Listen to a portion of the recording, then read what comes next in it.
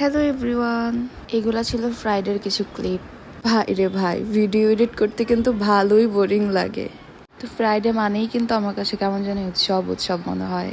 কিছু কিছু স্কুল থাকে না, আব্বা আম্মু বাসায় থাকে, সব ফ্রাইডেতে একসাথে বসে সবাই লাঞ্চ করা হয়, বিকাল স্ন্যাক্স বানাই, চা, সব একসাথে বসে ওগুলা খাই, গল্প করি। কোনো কোনো ফ্রাইডেতে আবার সবাই মিলে প্ল্যান করে রাতে ডিনারটা বাইরে করা হয়। এবার চলে গিয়েছিলাম কাচ্চি ভাইতে।